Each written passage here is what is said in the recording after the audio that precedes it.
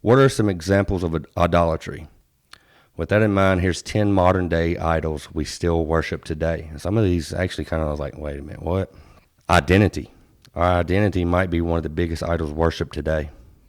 I take that as because we work on it so much that we don't try to work on our relationship with God. We're more concerned about ourselves and how people view us. Money is a big one.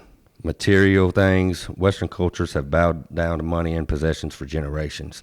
A lot of people, will work overtime, but they can't go to church.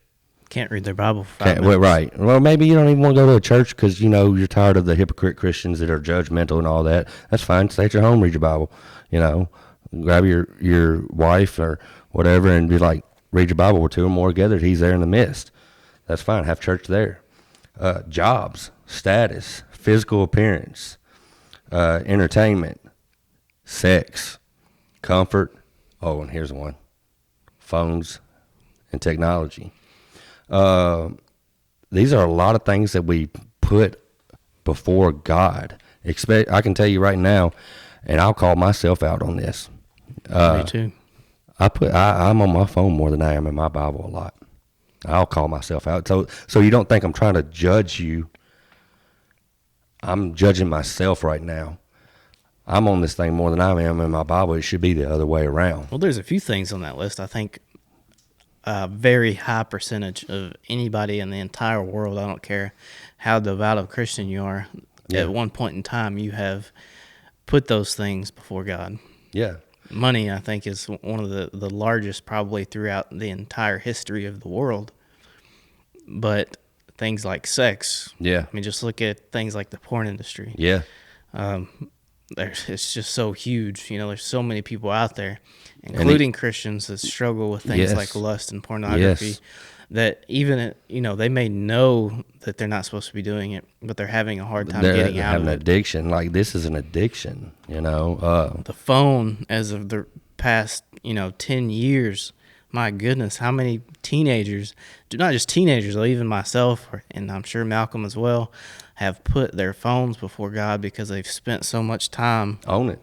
Have just literally, watching TikTok videos, made this more important than everything else around them, period. Mm-hmm. Even human relationship. Right. All of that stuff. And that's the thing, man. I got to get better at that. I could read the Bible every day, all day, and still need to read it more. Yeah. I still need to set aside time for God. Now, I will say that I talk to him all day, but am I worshiping him? That's the thing. I need to set some time aside. If I can sit here and play on my phone all day, why not get in my Bible? That's the goal for me now, is to, when I feel like I'm on here scrolling on TikTok or looking at YouTube. Now, don't get me wrong, you can use your phone to read his word too, or watch sermons or whatever. That's cool. I'm not saying that. But when I'm looking at funny TikToks or something like that, or listening to music other than Christian music, money can be used for evil and good, right? And both extremes, like very far on one side or the other. I can use money to have Malcom here killed tomorrow, or I could use money. You can try. I could use money to crush his car and buy him a Lamborghini in the back of the house, and it'd be really funny and it'd be cool. And happy. It might get a lot of views. So I could use money either way. Same goes for the phone, the technology as it advances throughout history. In the future. We could use it to sit here, play a video, watch pornography, or I could use it to sit here, watch a video, and view a sermon.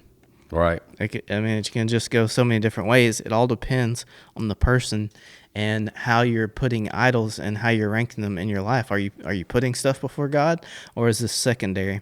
Are you spending too much time on this, or are you using it to get closer to God? Because it's a tool that can go either way.